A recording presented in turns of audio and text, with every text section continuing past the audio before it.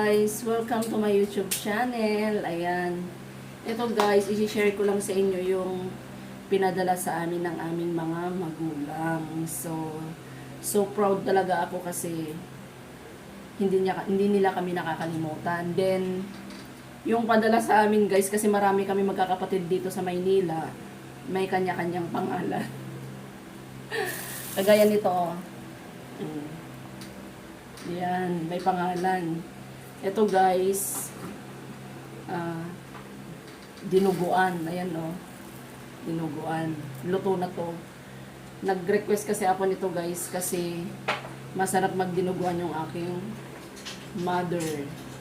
Ayan o, tuyong-tuyo. Ito yung dinuguan sa probinsya, tuyo.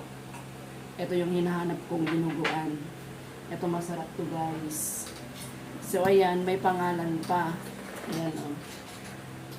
Ayan. Tapos, itong isa sa kapatid ko, kaya lang hindi niya siguro nakita. Ayan, o, may nakalagay din na pangalan. Pangalan yung sa kanya na napadala sa akin. So, ayan, o, may pangalan, o. Maji. Ayan. Tapos, yung isa kong kapatid, hindi nag-uulam ng, ng karne. Ewan ko kung bakit. Tapos, eto maraming gulay eh. So, ayan, papakita ko sa inyo lahat. Yung galing Abra. Wait lang. Ito, sa prutas muna tayo. Yan, meron tayong suha. O, diba? Yan. From Abra. Ito, tanim namin to guys. So, ayan, parang Pasko na, marami na akong fruits. Meron tayong saging. Ayan, nahihinog na yung saging. Diba? Meron tayong saging.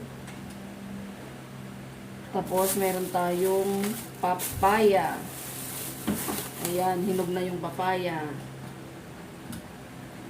Diba? Kaya guys, maswerte pa tayo. Kaway-kaway sa mga kasama ko dyan na may mga magulang pa. Swerte natin kasi hindi tayo nakakalimutan. Kaya proud na proud talaga kami sa kanila. Yan. Tsaka super bait po yung father ko tsaka yung mother ko. Tapos meron tayong ayan, guayabano. Oh. Pwede na to sa Pasko. Charot. Then, pupunta na tayo guys sa gulay. Ay, meron pa pala dito guys. Wait lang, meron pa dito nakahiwalay ng papaya. Ito, ayan, gagawin natin atsara to guys. So, gagawa din ako ng atsara. Abangan nyo sa aking susunod na vlog. Diba?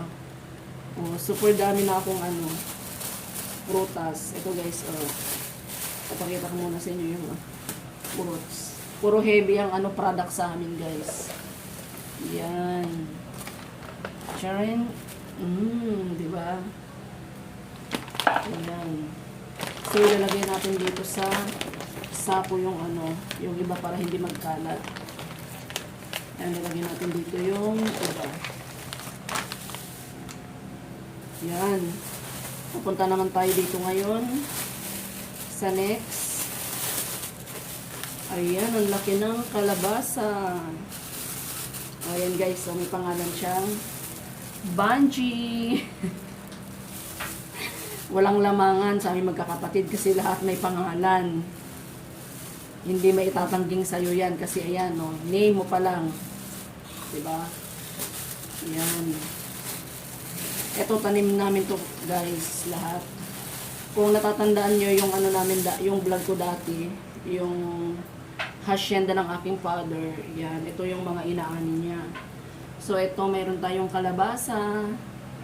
Ito, sa Ilocano, makilnat. Sa Tagalog, sa Tagalog? Makunat. Hindi daw, ba yun? Kasi yung mga kalabasa na nabibili dito sa Maynila, mabilis siyang madurog, diba? Tsaka parang hiwa-hiwalay. Ito, malagkit siya. Malagkit yan, guys. Then, meron tayong kamuting kahoy. Ang aking favorite. Then, meron tayong kamuting kahoy. So, ilalagay natin sa plastic para hindi magkalat. Lagyan natin dito. Pwede natin gawing ano to. Ano bang gagawin natin dito? Ilalaga o kaya gagawin nating kasaba cake. Kasaba ba? O yan, gagawa tayo ng ganon. Yan, meron tayong siguro mga 3 kilo to guys.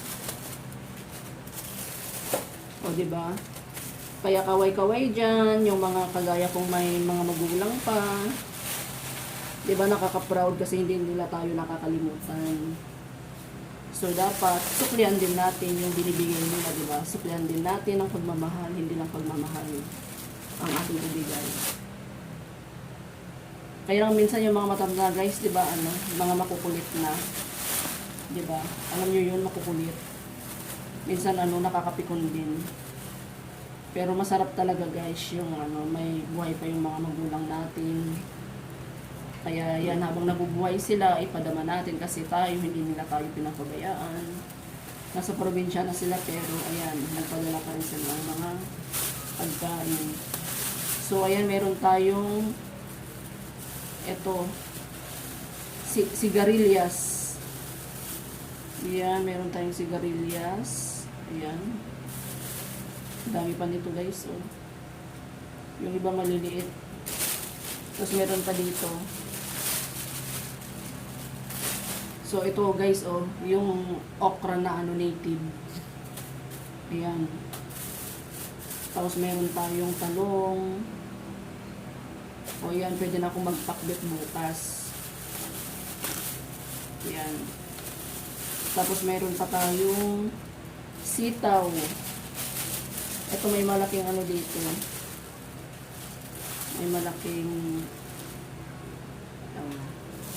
diba? Jaren. Ano kayong gagawin ko dyan? Tapos meron tayong sitaw. Kaya lang yung sitaw guys, yung iba nag-yellow na. Ayan. Ito lulutuin ko to bukas. Ayan, kasi mahilig ako ng gulay. Ayan. Tapos meron tayong, alam nyo tong gulay na to, inuulam to guys eh. Sa amin ang tawag nito, kamangeg. Ginugulay to. Hindi ko alam kung anong tawag sa inyo. Ayan, kung sino yung nakakakilala sa inyo to guys, kung nag-uulam ba kayo nito. Eto masarap, ginagawang dinengdeng. Yan, isahog mo yung yung sigarilyas, tsaka yung sitaw. Konting tubig, tapos lagyan mo ng kamatis, sibuyas, tsaka bagoong. Ang sarap nito guys. Ito kung sino yung kapwa ko dyan Ilocana na nakakatanda nito, kamangig ang tawag sa amin nito. Yan, inuulam din yan guys. So yan, ayan oh. Kung alam nyo yan, kung alam nyo kung tawag yan. Hindi ko alam sa kasi, hindi ko alam sa Tagalog. Ayan oh, may kalabasa pa oh. Nahati-hati na. Ayan, oh. Ang kamangig. Favorite ko yan. Tapos, meron tayong patola. O, diba? Ang daming patola. Kaya lang yung iba parang magulang yata yung iba. So, ayan, magluluto tayo ng sotanghon. Ilalagay natin tong patola. Tipid sa ulam. Diba? May gulay na, may prutas na. So, ito yung mga hina-harvest nila doon sa, hacienda. Wow, hacienda. Sa laplapog ng aking father. Ayan. Kung natatandaan nyo, napakalawak yung kanyang laplapog. Tapos, ito na guys yung last, but not the least. Charot. Meron tayong mani. Ayan, kakalkali. Sa mga Ilocano, kakalkali. Ayan, oo. O may lupa-lupa pa siya. So, ayan, native to na ano guys, na mani. So, ayan, magbubukas tayo. Ayan.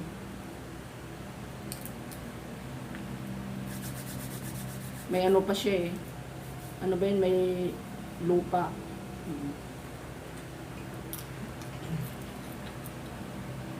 Ano to? Kaka-harvest lang. Kahuhukay lang. Ito masarap tong ano, ilaga. Kasama yung kamuting kahoy. Yan. Tapos natatandaan nyo sa probinsya yung ano, yung naranasan nyo yung ano, yung lubi-lubi. Yan, di ba? Di ba ito yung nilalagay? Tapos ilagyan natin ng star margarine, kamuting kahoy, ilalaga, plus ito. Di ba ang sarap? Para na siyang nilupak. Yun. So ayan o. Ang sarap. Sariwa. Tapos ayan guys, may pangalan din ako. Ayan o. Bungie. Yan, diba? Nakaka-proud kasi kahit malayo kami sa kanila, hindi na kami nakakalimutan. Tapos yung pinadala nilang ano guys, ng baboy, nilagay ko na sa rep. Kasi para hindi masira, kasi syempre malayo pa yung ano, yung naging biyahe niya kasi from Abra to Manila, nasa 8 hours yata yung biyahe. So nilagay ko na doon para matabi na. So yan guys, tapos ko lang ipakita sa inyo lahat yung pinadala ng aking mother at father. Na-share ko lang sa inyo kasi tuwang-tuwa ako dahil hindi nila kami nakakalimutan. Kaya yung kagaya ko dyan na mga kapwa ko dyan na may mga magulang pa, diba, ipadama natin sa kanila na mahal naman natin sila dahil hindi naman nila tayo pinapabayaan. Yun lang guys, na-share ko lang kasi natuwa lang ako dahil ang dami nilang pinadala. So ayan guys, thank you so much for watching my YouTube channel. Ayan, pag hindi pa kayo nakaka-subscribe, huwag niyo pong kalimutan i-subscribe, then click na rin po yung bell para ang aking i-upload na video mapapanood niyo. Ayan, thank you so much guys for watching. Ayan, ito na yung aking gulay at prutas. Ayan. Diba? Ito pang ano na to, pang isang linggo. Ito lalagay ko to sa ano, mishwa, kaya sa tanghon. Tapos may gulay. Ayan. Tapos yung prutas. Ayan, thank you so much guys. Bye! Love you all. I was yours, you were mine, but it's time to say goodbye.